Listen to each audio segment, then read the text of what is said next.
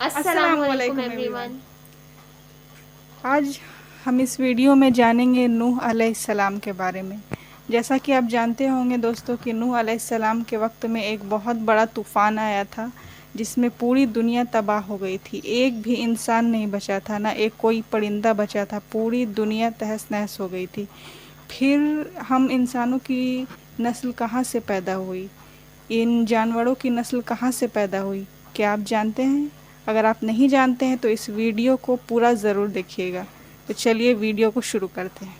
یہ ایک ایسا طوفان تھا جس نے دنیا کے تمام بلند عمارتوں کو ڈبو دیا تھا۔ بڑے بڑے پہاڑ پانی کے موجوں کے سامنے غائب ہو گئے تھے۔ اس طوفان میں دنیا کی پوری آبادی ختم ہو چکی تھی، مگر پانی کے ان بڑے بڑے عظیم موجوں کے اوپر صرف ایک کشتی تھی جو تیر رہی تھی، اور اس میں موجود 80 لوگ جو اس دنیا میں باقی رہ گئے تھے۔ یہی وہ لوگ تھے جنہوں نے دنیا کو دوبارہ آباد کیا اور نسل انسانی کو بچایا۔ آج سے 5000 سال قبل اس سرزمین پر یہ طوفان کیوں آیا؟ وہ کشتی کس کی تھی؟ اور وہ لوگ کون تھے جنہوں نے اس کشتی میں سوار ہو کر اس خطرناک طوفان سے خود کو بچا لیا تھا؟ اس ویڈیو میں ہم آج سے ہزاروں سال قبل آنے والی اس عظیم طوفان کے بارے میں جانیں گے، جسے طوفان نوح کے نام سے یاد کیا جاتا ہے۔ حضرت آدم علیہ السلام کے دنیا میں آنے کے بعد ان کی اولادیں دنیا میں خوب پھلی پھولی، لیکن ایک مدت گزر جانے کے بعد وہ لوگ خدا کو بھول چکے تھے، اور ایک خدا کے بجائے انہوں نے مٹی اور پتھر کے کئی خدا بنا لیے تھے۔ نہ صرف ان کی عبادت گاہیں بتوں سے بھری پڑی تھی، بلکہ ہر گھر میں بت رکھے ہوئے تھے۔ ابلیس نے بنی نوح انسان کو کفر و شرک میں مبتلا کر دیا تھا۔ لوگ حضرت آدم علیہ السلام، حضرت شیث علیہ السلام اور حضرت ادریس علیہ السلام کی تعلیمات کو بھلا چکے تھے۔ حضرت ادریس کو بھی وفات پائے سینکڑوں برس گزر چکے تھے، چنانچہ اللہ تبارک و تعالیٰ نے اس قوم ہی میں سے ایک نیک شخص حضرت نوح کو ان کی طرف نبی بنا کر بھیجا۔ آپ کے والد کا نام لمک تھا، اور وہ حضرت آدم علیہ السلام کے بیٹے حضرت شیث کی اولاد میں سے تھے۔ حضرت نوح علیہ السلام اللہ کے پہلے رسول ہیں جنہوں نے اپنی قوم کو تبلیغ کی۔ آپ پر کتابیں نازل ہوئیں، اور سب سے پہلے آپ کی قوم پر عذاب نازل ہوا۔ حضرت نوح علیہ السلام کی قوم ملک عراق کے گرد و نواح میں آباد تھے۔ آپ نے انہیں اللہ کی وحدانیت اور عبادت کی طرف دعوت دی۔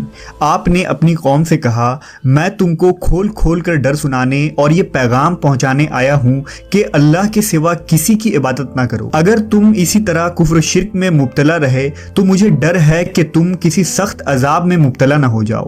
حضرت نوح علیہ السلام کی قوم نے اس تبلیغ کے جواب میں آپ کو جھوٹا قرار دیا اور آپ کے دعوت کا انکار کر دیا، نیز دھمکی دی کہ اگر تم اپنے وعظ و نصیحت اور دعوت سے باز نہ آئے تو ہم پتھر سے مار مار کر تمہیں قتل کر ڈالیں گے۔ اس زمانے میں لوگوں کی عمر کافی لمبی ہوا کرتی تھی، لہذا حضرت نوح نے بھی بہت لمبی عمر پائی تھی۔ آپ نے اپنی قوم کو 950 سال تک تبلیغ کی اور بے انتہا کوششیں کی کہ وہ لاشریک معبود پر ایمان لا کر شرک سے توبہ کر لیں، مگر ان پر کوئی اثر نہ ہوا۔ اس قوم میں صرف چند غریب لوگ تھے جو آپ پر ایمان لائے، جن کی تعداد 70 یا 80 تھی۔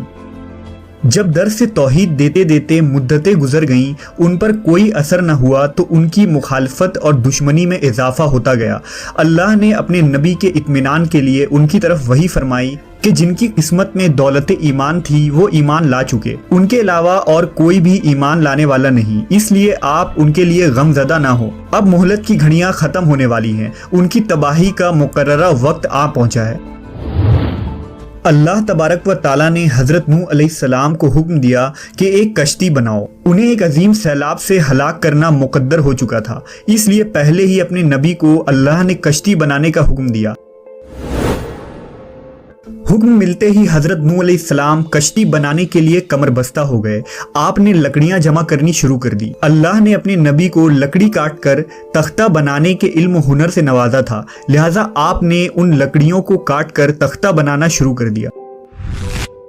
जब नूह अलैहिस्सलाम की कौम और उस कौम के सरदारों ने आपको लकड़ियां काटते देखा तो मजाक उड़ाने लगे और कहने लगे, क्या तुम नबूवत छोड़कर बढ़ई बन गए हो?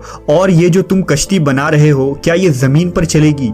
यहाँ तो कोई दरिया और समुंदर नहीं। गर्ज तरह तरह से आपका मजाक उड़ाया जाता, लेकिन आपने सब्र किया। इसके जवाब में सिर्फ यही फरमाते कि ए नाफरमानो, आज तो तुम मेरा मजाक उड़ा रहे हो, लेकिन अल्लाह का अजाब तूफानी शक्ल में आएगा तो फिर तुम्हें हकीकत का पता चलेगा। मगर अफसोस, उस वक्त तुम्हारी कोई माफ़ी कबूल नहीं होगी। जब अज़ाब इलाही का वक्त करीब आया तो अल्लाह ने हुक्म दिया कि हर किस्म के जानवरों का एक एक जोड़ा इसमें रख लो और जो लोग ईमान लाए हैं उन्हें भी सवार कर लो।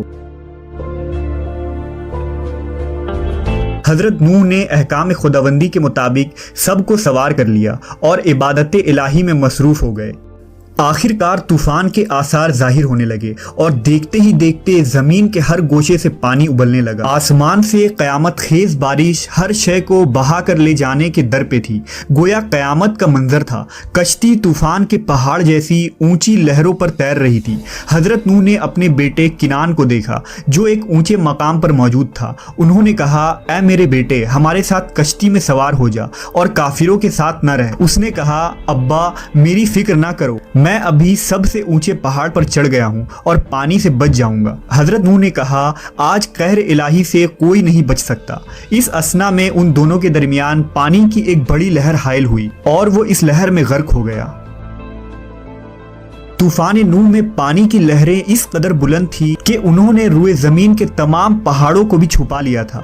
जमीन पर कोई भी चीज जिंदा सलामत न थी, सब कुछ नेस्त नाबूद हो चुका था। सिर्फ हजरत नूह की पहाड़ नुमा कश्ती थी जो अल्लाह की मदद से पानी की बुलंद व बाला खौफनाक मौजों में तैरती फिर रही थी। रिवायतों के मुताबिक इस कश्ती में 80 शख्स थे और हर एक के साथ उनका कुंबा भी था। ये लोग कश्ती में तकरीबन 150 दिन रहे। इसके बाद उसका रुख जबल जोदी की तरफ फेर दिया गया जहां वो ठहर गई। फिर हजरत नूह ने अहले ज़मीन की खबर लेने के लिए एक कौवे को भेजा। कौवे ने ज़मीन पर मुर्दार देखे तो उन पर झपट पड़ा और ताखीर की, जिसकी वजह से आपने कबूतर को भेजा।